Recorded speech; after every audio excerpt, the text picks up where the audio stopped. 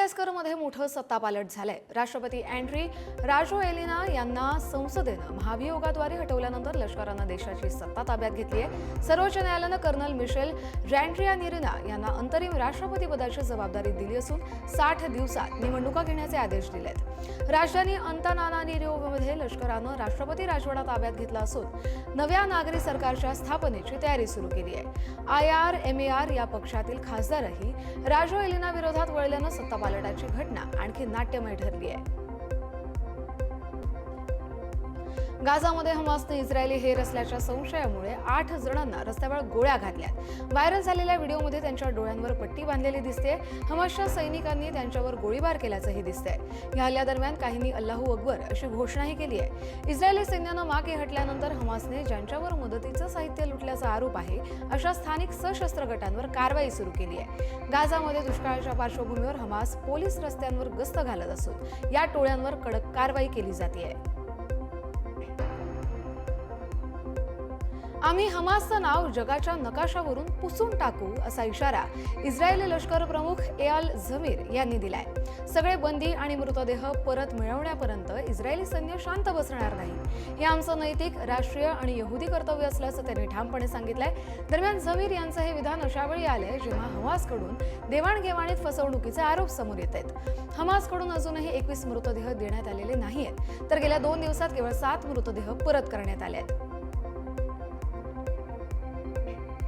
पाकिस्ताननं अफगाण सीमेजवळ मोठी कारवाई करत 40हून अधिक तालिबानी दहशतवाद्यांना ठार केलंय. बलुचिस्तानमधील स्पिन बोल्डक भागात तालिबाननं 4 ठिकाणी हल्ल्याचा प्रयत्न केला, मात्र पाक सैन्यानं तो हाणून पाडला. या कारवाईत 15 ते 20 तालिबानी ठार झाले. तसंच खैबर पख्तूनख्वामधील कुर्रम सेक्टरमध्ये TTP आणि अफगाण तालिबाननं पाक चौक्यांवर हल्ला केला होता. मात्र पाकिस्तानच्या जोरदार प्रत्युत्तरात 25 ते 30 हल्लेखोर ठार झाले असून 8 चौक्या उद्ध्वस्त केल्या गेल्या. या संघर्षात मैत्री फाटकाचं देखील मोठं नुकसान झालंय. पाकिस्तान आणि अफगाणिस्तानमध्ये पुन्हा एकदा तणाव शिगेला पोहोचलाय. पाकिस्तानच्या काबूलवरील बॉम्ब हल्ल्यानंतर अफगाणिस्ताननं पेशावरमध्ये ड्रोन हल्ला केलाय. दोन्ही देशात डझनभर मृत्यू झालेत आणि गंभीर नुकसानही झालंय. परिस्थिती अजूनही चिघळत असतानाच 48 तासांच्या युद्धविरामावर सहमती झाली आहे. अफगाणिस्ताननं सीमेवर रणगाणे पाठवले असून TTPचे 2 गट एकत्र आल्यानं चिंता वाढली आहे. पाकिस्ताननं तालिबानी चौक्यांचे मोठं नुकसान केल्याचा दावाही केलाय. मात्र या संघर्षामुळे दोन्ही देशात प्रचंड तणाव निर्माण झाला असून शांततेसाठी आंतरराष्ट्रीय दबावही वाढतोय. अमेरिकेचे राष्ट्राध्यक्ष डोनाल्ड ट्रम्प यांनी ब्रिक्स समूहावर अमेरिकन डॉलरवर हल्ला करत असल्याचा आरोप केलाय. ब्रिक्समध्ये सामील होऊ इच्छिणाऱ्या देशांना त्यांनी अमेरिकेत आयात वस्तूंवर शुल्क लावण्याची धमकी दिली आहे, ज्यामुळे काही देश मागे हटतायत असं ट्रम्प म्हणाले. ब्रिक्समध्ये ब्राझील, रशिया, भारत, चीन, दक्षिण Africa, Egypt, Ethiopia, Indonesia, Iran आणि UAE चा समावेश आहे. ट्रम्प अमेरिकन डॉलरमध्ये व्यवहार करणाऱ्यांना फायदा होईल असंही स्पष्ट केलंय. तर ब्रिक्सनेही शुल्क वाढीमुळे व्यापारात अडथळ्यांबाबत चिंता व्यक्त केली आहे. अमेरिकेचे राष्ट्राध्यक्ष डोनाल्ड ट्रम्प यांनी चीनवर कडक शब्दात निशाणा साधलाय. चीननं अमेरिकेकडून सोयाबीन खरेदी थांबवल्यामुळे अमेरिकेतील शेतकरी अडचणीत आले असून हा त्यांच्यावर अन्याय असल्याचं ट्रम्प म्हणतायत. त्यामुळे अमेरिका चीनसोबतचं खाद्यतेल आणि अन्य व्यावसायिक करार संपुष्टात आणण्याचा विचार करत आहे. चीनच्या इतर व्यापारी व्यवहारांवरील शुल्क लादण्याचा पर्याय खुला ठेवण्यात आल्याचा इशारा डोनाल्ड ट्रम्प यांनी दिलाय.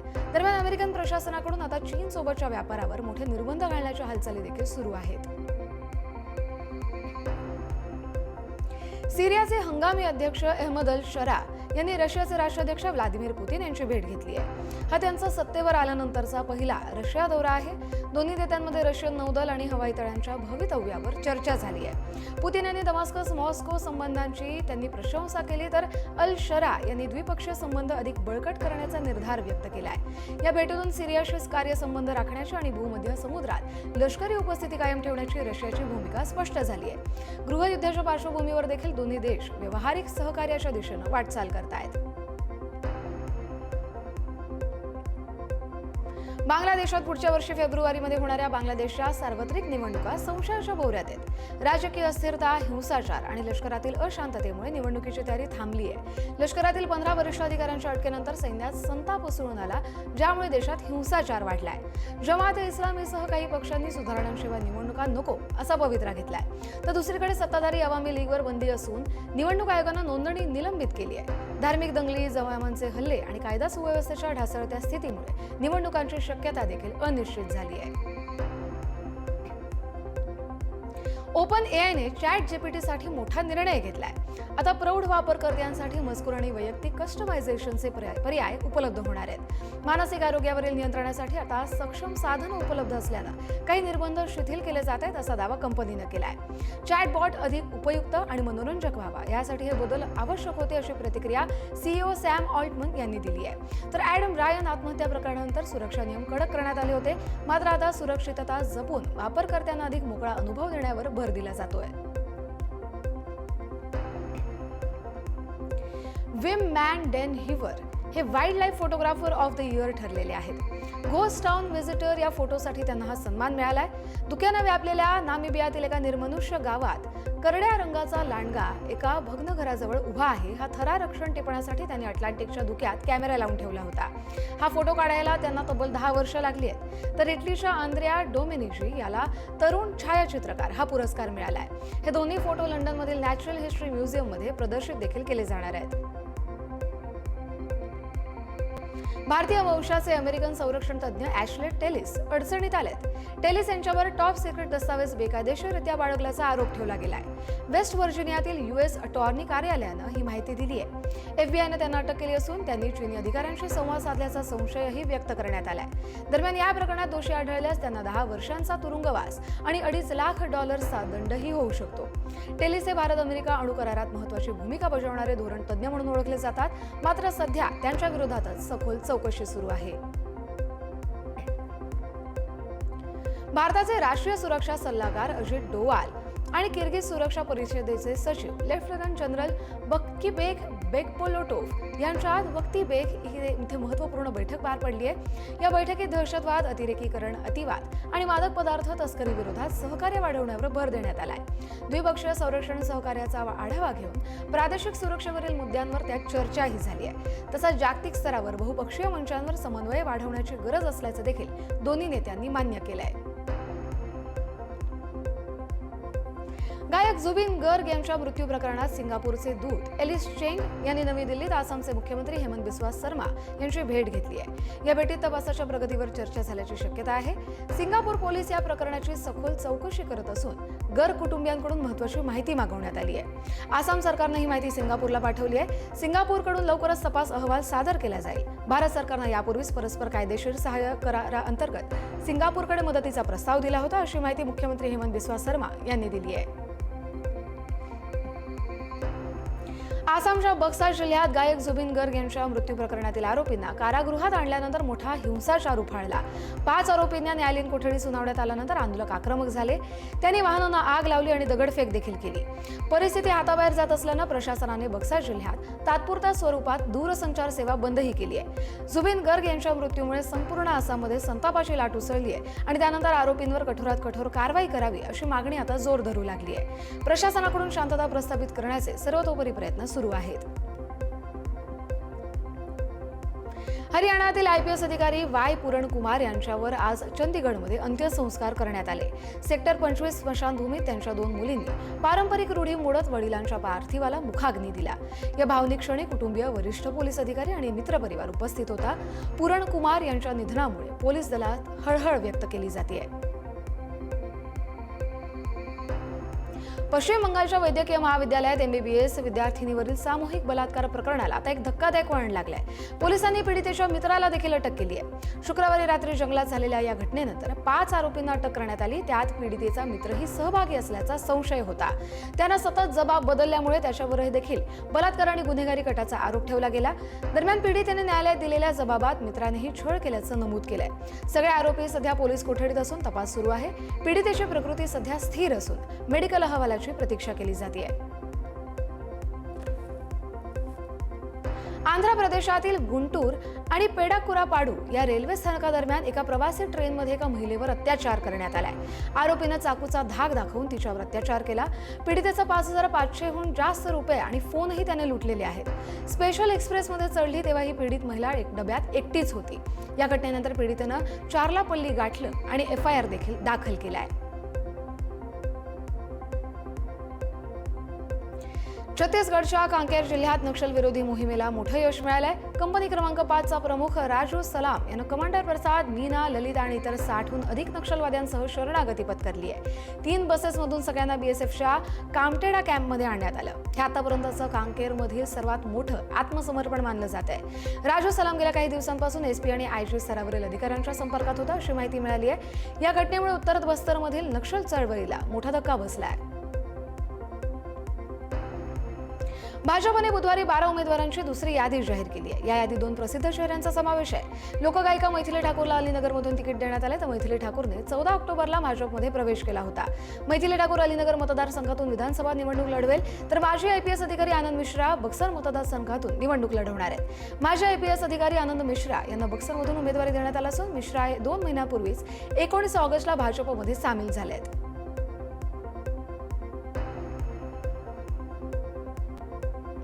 नितीश कुमार यांच्या जनता दल युनायटेडने उमेदवारांची पहिली यादी जाहीर केली आहे. या पहिल्याच यादीतून नितीश कुमारांनी चिराग पासवान यांना स्पष्ट इशाराही दिलाय. एनडीएचे घटक पक्ष असलेल्या दोन्ही पक्षातील सुप्त संघर्ष या निमित्तानं समोर आलाय. नितीश कुमारांच्या जदयूनं चिराग पासवान यांनी दावा केलेल्या 4 जागांवर आपले उमेदवार जाहीर करून टाकले. जदयूने बिहार विधानसभा निवडणुकीसाठी पहिली यादीही जाहीर केली आहे. 57 उमेदवारांची यादी जाहीर केली आहे, पण यातील 4 उमेदवार हे चिराग पासवान यांना हव्या असलेल्या मतदारसंघातूनच उतरवण्यात आले आहेत. मध्य प्रदेशमध्ये लोकायुक्त पोलिसांनी निवृत्त जिल्हा अबकारी अधिकारी धर्मेंद्र सिंग भदौरिया यांच्या मालकीच्या विविध ठिकाणांवर टाकलेल्या धाडीमधून कोट्यवधींचं घबाड सापडलंय. या धाडीनंतर भदौरिया यांच्या कुटुंबियांच्या मालकीची सुमारे 10 कोटी रुपयांची मालमत्ता जप्त करण्यात आली आहे. गैरमार्गाने संपत्ती गोळा केल्याची तक्रार प्राप्त झाल्यानंतर ही कारवाई करण्यात आली आहे. भदौरिया यांच्या इंदूरमधील 7 मालमत्तांवर छापे टाकण्यात आले. निवृत्त अबकारी अधिकाऱ्याकडे सापडलेला आहे कोट्यवधींचा गदळ आणि त्यानंतर ही कारवाई करण्यात आली आहे. तामिळनाडूच्या राजकारणात पुन्हा एकदा भाषावाद पेटण्याची चिन्ह आहेत. राज्यातील सत्ताधारी डीएमकेनं हिंदी भाषेच्या वापरावर बंदी घालणारं विधेयक विधानसभेत सादर केलंय. या विधेयकात हिंदी गाणी, चित्रपट, जाहिराती आणि होर्डिंग्सवर निर्बंध लावण्याचा प्रस्ताव दिला गेलाय. सरकारचा असा दावा आहे की हा कायदा संविधानाच्या मर्यादेत राहून तमिळ भाषा आणि संस्कृतीचं संरक्षण करेल. या प्रस्तावित कायद्याचा उद्देश तामिळनाडूमध्ये हिंदी भाषेच्या प्रचारावर आळा घालणं आहे. सरकारचं असंही म्हणणं आहे की हा निर्णय तमिळ भाषा आणि सांस्कृतिक ओळखीचं रक्षण करण्यासाठी आवश्यक असल्याचा दावा करण्यात आलाय. ग्वाल्हेरच्या फुलबाग परिसरात पोलीस आणि स्थानिकांमध्ये तणावाचं वातावरण निर्माण झालं होतं. फुलबाग परिसरात स्थानिक वकील अनिल मिश्रा यांच्या वाढदिवसानिमित्त कार्यक्रमाचं आयोजन केलं गेलं. मात्र वरिष्ठ पोलीस अधिकारी हिना खान यांनी सदर कार्यक्रम नियमबाह्य असल्याचं सांगून कार्यक्रम न घेण्याची विनंती केली. यावेळी स्थानिक आणि पोलीस यांच्यात वाद झाला आणि पोलीस अधिकारी हिना खान यांनी जय श्रीराम असं म्हणत कर्तव्य बजावलं. संचारबंदी असल्यामुळे 4000 पोलीस देखील या ठिकाणी तैनात करण्यात आले होते. राजस्थानच्या चुरू जिल्ह्यातील राजगड इथला खराब रस्ता आणि खड्ड्यांमध्ये शाळकरी मुलांचा जीव धोक्यात आलाय. 20 शाळकरी मुलांना घेऊन जाणारा टेम्पो एका मोठ्या खड्ड्यात अडकला. सुदैवानं स्थानिकांनी वेळीच मदत केल्यानं मोठी दुर्घटना टळली. चिखलानं भरलेल्या रस्त्यामुळे वाहतूक तासभर ठप्प झाली. हे खड्डे म्हणजे मृत्यूचे सापळे असल्याचं म्हणत गावकऱ्यांनी तीव्र निषेधही व्यक्त केलाय. सुदैवाने यात कुणालाही मोठी दुखापत झाली नाही. मात्र तातडीनं अशा रस्त्यांची दुरुस्ती करावी अशी मागणी तिथल्या स्थानिकांनी केली आहे. उत्तर प्रदेशच्या बुलंदशहरमध्ये 18 महिन्याच्या बाळाची निर्घृण हत्या करून त्याचा मृतदेह संदुकात लपवण्यात आला. नित्यानंद नंगली या गावात शेजाऱ्याच्या 12वीत शिकणाऱ्या तरुणानं या बाळाची हत्या केल्याचा धक्कादायक प्रकार घडलाय. कुटुंबियांनी बाळाचा शोध घेतला असता पोलिसांना तो आरोपीच्या घरात एका चादरीत गुंडाळलेला सापडला. आरोपीला अटक करण्यात आली असून संपूर्ण गावात त्यानंतर संतापाची लाट उसळली आहे. पोलिसांनी तपास सुरू केला असून घटनेची सखोल चौकशीही सुरू आहे. एका डॉक्टरनं लग्नाला अवघे काही महिने लोटल्यानंतर पत्नीची हत्या करून तिचा मृत्यू हा नैसर्गिक असल्याचं भासवल्याची आणि सुमारे 6 महिन्यांनंतर त्याचं बिंग फुटल्याची धक्कादायक घटना समोर आली आहे. मृत महिला सुद्धा एक डॉक्टरच होती. तसंच त्यांच्या विवाहाला अवघे काहीच महिने झाले होते. मात्र या डॉक्टर पतीनं अतिशय चालाखीनं या महिलेची हत्या केली. कृतिका रेड्डी या बंगळुरूमधील व्हिक्टोरिया रुग्णालयामध्ये त्वचारोगतज्ञ म्हणून काम करत होत्या. डॉक्टर महेंद्र यांना कृतिका हिला प्रकृती सुधारावी यासाठी 2 दिवस आयव्हीची इंजेक्शन दिली. तब्येत अधिकच बिघडली आणि तिला त्यानंतर रुग्णालयात नेलं. मात्र त्यावेळी डॉक्टरांनी तिला मृत घोषित केलं. आग्र्यात 32 देशांच्या लष्कर प्रमुखांना घेऊन विशेष विमान पोहोचलेलं आहे. लष्कर प्रमुखांनी यावेळी ताजमहलची पाहणी करण्यात सुमारे 1 तास घालवला. त्याची भव्यता पाहून ते वा ताज असं देखील म्हणाले. कुटुंबातील सदस्यांसोबत त्यांनी फोटोही काढले. ताजमहलचे वरिष्ठ संवर्धन सहाय्यक प्रिन्स वाजपेयी आणि CISFचे वरिष्ठ कमांडंट VK दुबे यांनी सगळ्यांचं स्वागत केलं. दिल्लीत सुरू असलेल्या 3 दिवसांच्या SCO शिखर परिषदेत सहभागी होण्यासाठी ते भारतात आलेत आणि हा कार्यक्रम 14 ते 16 ऑक्टोबर दरम्यान पार पडतोय. सर्वोच्च न्यायालयाने दिवाळीपूर्वी दिल्लीकरांसाठी मोठा निर्णय घेतलाय.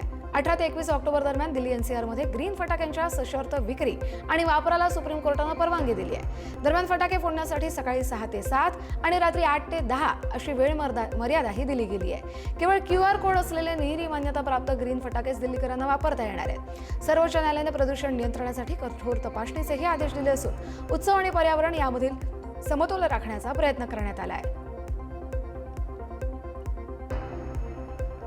60 कोटींच्या फसवणूक प्रकरणात अभिनेत्री शिल्पा शेट्टीला मुंबई उच्च न्यायालयाकडून धक्का बसलाय. लॉस एंजेलिसला जाण्यासाठी दाखल केलेली याचिका न्यायालयानं फेटाळली आहे. तसंच दिलासा हवा असेल तर सरकारी साक्षीदार होण्याचा सल्लाही दिलाय. शिल्पानं मिस्टर बीस्टच्या कार्यक्रमासाठी विदेश प्रवासाची परवानगी मागितली होती. मात्र कामाचा कोणताही औपचारिक करार नसल्यानं न्यायालयानं यावर विश्वास ठेवला नाहीये. दीपक कोठारी यांच्या 60 कोटींच्या फसवणूक तक्रारीत शिल्पा आणि राज कुंद्रा आरोपी असून हे प्रकरण अधिकच गंभीर होत चाललंय. अभिनेता ऋतिक रोशन यांच्या पर्सनॅलिटी राईट्सच्या गैरवापरावर दिल्ली उच्च न्यायालयानं महत्त्वपूर्ण निर्देश दिलेत. याच्या मदतीनं त्याच्या नावाचा मानहानीकारक वापर किंवा आर्थिक फायद्यासाठी केलेला गैरवापर रोखण्यासाठी प्रतिबंधात्मक आदेश देण्याचे संकेत कोर्टानं दिलेत. अजूनही फॅन पेजेस किंवा प्रोफाईल्सवर थेट कारवाई करण्यात आलेली नाहीये, पण अशा पेजेसची बेसिक सबस्क्रायबर माहिती ऋतिक रोशन सोबत शेअर करण्याचे निर्देश दिले गेलेत. यामुळे संभाव्य गैरवापर ओळखण्यास मदत होईल असं मत कोर्टानं व्यक्त केलंय.